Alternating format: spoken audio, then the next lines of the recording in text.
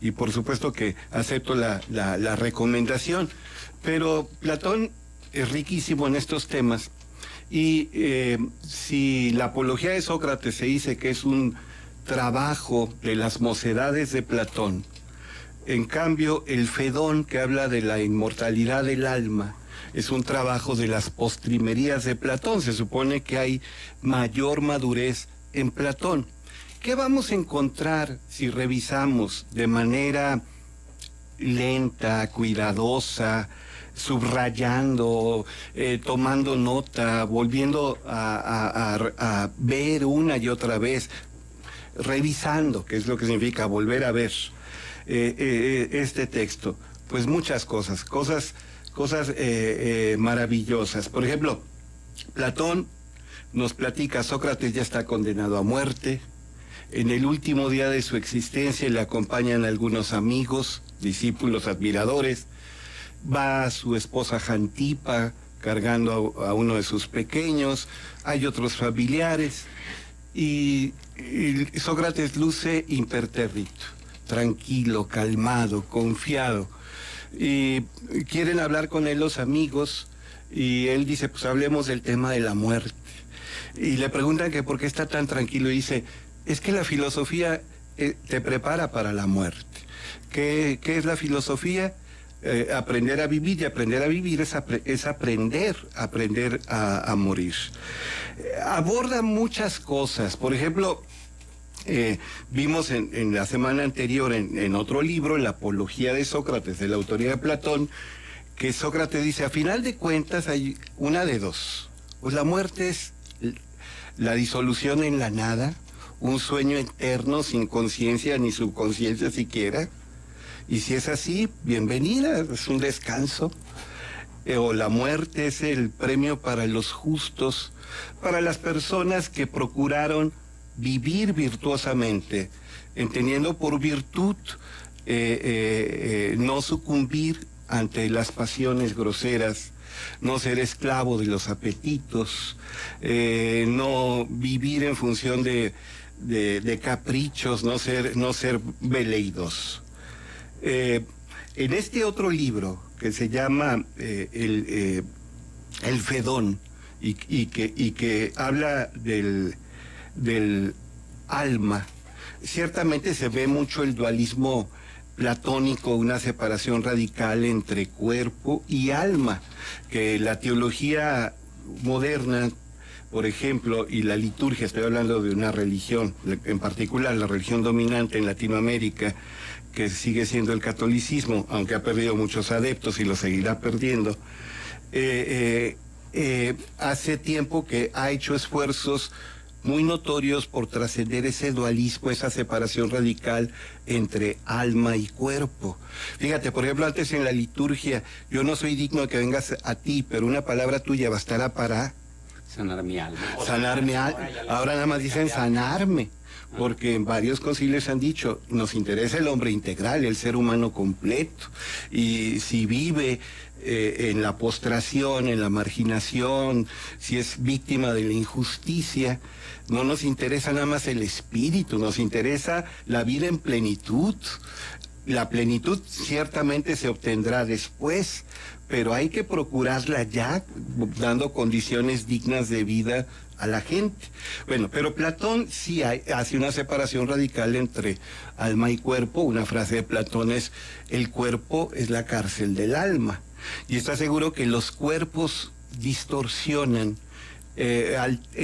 alteran la percepción. Todo cuerpo implica forzosamente una percepción distorsionada. Desde ese punto de vista, entonces, estaríamos diciendo que el ser humano cumple una condena en vida, cuyo cuerpo encadena el alma, y cuando muere el alma se libera. Sí,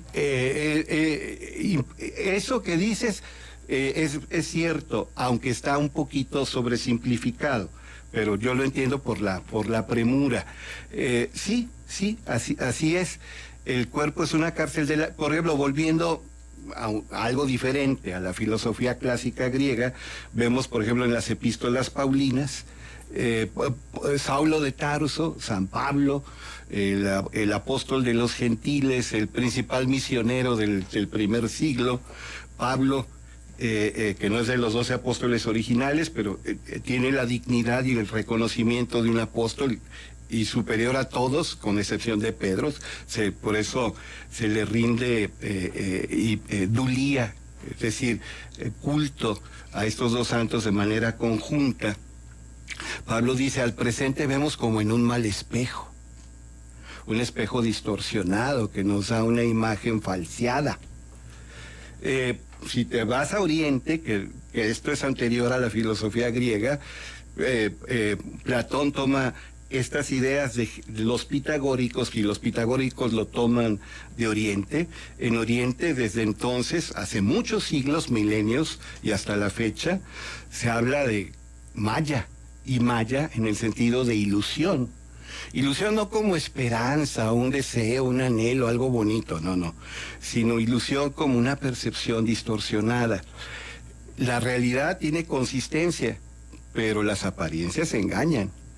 En medios de comunicación se dice que la percepción mata realidad.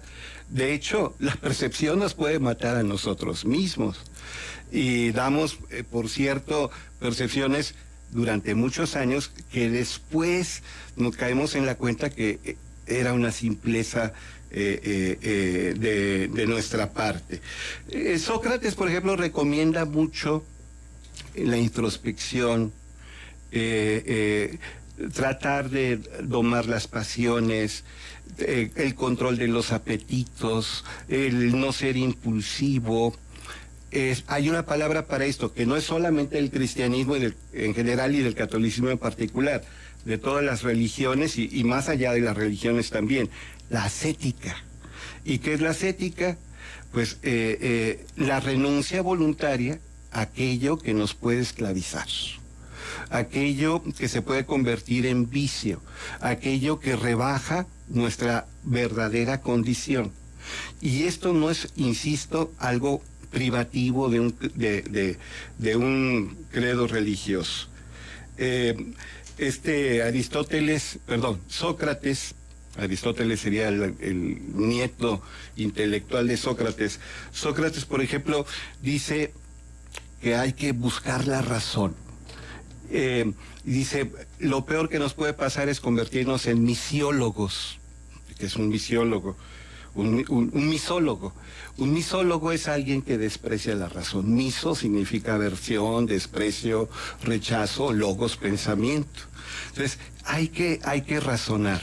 Entendiendo por razonar, buscar una percepción diáfana, un contacto directo, la reflexión cuidadosa, el silencio que te permite ver, percibir de la mejor manera posible. Ahora, la percepción pura nunca la tendremos en esta realidad. Esta realidad es turbulenta, está llena de ruido, está llena de obstáculos, hay muchos impedimentos, pero podemos trabajar por esa purificación. Sócrates, aunque dice estamos sujetos a un azar precioso, porque la certeza no la tenemos, nadie puede decir que tiene la absoluta certeza, la total certidumbre, a las claras se ve que cree que hay vida después de la muerte y que la calidad de esa vida dependerá de la calidad de la vida actual. Está seguro también que el alma abandona el cuerpo es como la ropa. Aquí hay una coincidencia asombrosa, por ejemplo, con el Bhagavad Gita, donde dice, hemos tenido muchos cuerpos, pero son como ropajes diferentes, como ropas distintas, que las abandonamos. Sócrates también cree en eso. O sea, que son varias vidas. Sí, palabra griega, elegante, académica, mafufa, metempsicosis. La psique es alma, meta más allá, metem es un metaplasmo. Entonces, es cuando el alma, es la transmigración de las almas. Sócrates, por ejemplo, dice, el alma de una persona que muere va al Hades, Y ahí está, aunque él dice que todo el lenguaje es falible y no puede dar cuenta cabal, está cierto tiempo, pero volverá a encarnarse. 21 gramos. Hay una coincidencia grande, insisto, azar precioso le llama Sócrates, sí hay analogías, sí hay similitud con varias religiones orientales y también con mentalidad actual basada en las religiones actuales. Hay algunas que han vulgarizado simplificando en demasía, incluso lo han llevado a algo grotesco. Sócrates sí cree en la reencarnación y cree en que conocer es recordar. Nacemos sabiendo, conocemos las esencias en el más allá, y las experiencias que tenemos aquí, las percepciones que logramos aquí, evocan lo que ya sabíamos. Hay quien, usando esto, que en realidad no es ni socrático ni platónico de origen, en Grecia es pitagórico, pero es anterior a Pitágoras, esto viene del Extremo Oriente. Hay quien explica, por ejemplo, la facilidad genial de muchas personas. Hay gente que jamás tomó una clase de dibujo y hace obras prodigiosas. Hay gente que no ha tomado clases de música y se sienta ante un piano y saca piezas del piano y compone, y hay gente que estudia toda la vida y pues logra algo mediocre. Si es que lo logra. Si es que lo logra. Hay gente que sin mucho cultivo desde los inicios tiene facilidad para las matemáticas, para el ajedrez, para la música, para lo que tú quieras. Pero eso se llama conexiones axiales de algo que tiene que ver con las neuronas y que tiene que ver con el cerebro, sí, ¿no? Ahí está, usted me está hablando de la sinapsis, el contacto, que en realidad no hay contacto físico entre la dendrita y el axón, que es electroquímico. Hay quien lo explicará con el inconsciente colectivo junguiano, hay quien habla de los, Sheldrake, un físico, le habla de los campos morfogenéticos, este neurólogo mexicano desaparecido, el de los chamanes de México. No. Espinosa, ¿no? No. Yo escuché incluso una entrevista que hizo usted a su hermano, vino a media mañana. Los judíos, que son judíos ellos, ¿no? Sí, pero él hizo un libro precioso sobre una colección de libros que se llama Los chamanes de México. Sí. Y el libro más notorio se llama Pachita, que se centra en Bárbara Guerrero, que supuestamente curaba enfermedades que los mejores médicos no habían podido curar y que hacía operaciones y con un cuchillo, pero no supuestamente desinfectado. Hay testimonios. Sí, yo leí todo eso, incluso ahí Jacobo Greenberg dice: yo llegué con todo el escepticismo. Que desapareció. Y desapareció de inmediato.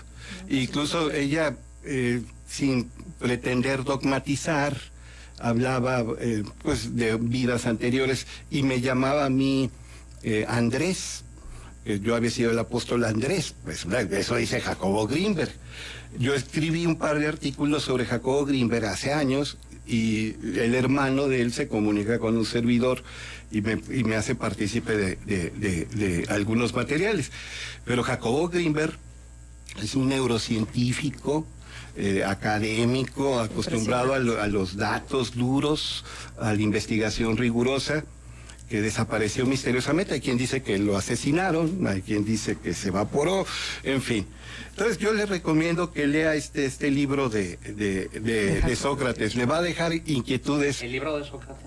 El libro de Platón, donde la voz principal es de Sócrates. Se llama Fedón. Es uno de los diálogos de Platón. Correcto. Es uno de los diálogos de Platón. Fíjate, hay quien dice que platicar, el verbo platicar, que es una onomatopeya de pla, pla, pla, pla, pero hay gente seria que dice que platicar viene de Platón, porque sus escritos fueron dialogales. Entonces, le llamamos plática a la chorcha, a cualquier conversación vacua, al hablar inane. y no. En el sentido profundo, platicar significa hablar de Entonces la cosas. diferencia sería platicar ¿Qué es y platicar. ¿Qué es inane? Lo güero, pero güero con H. Vacío. Lo vacío, lo Güero insustancial, quiere lo decir banal. Sí. Güero quiere decir. Con H. Sí. Güero. Ajá. ¿Cómo aprendió uno? Oye, Aprenda leyendo a Platón ya los clásicos. Dedíquese a leer y dedíquese a caminar. sí.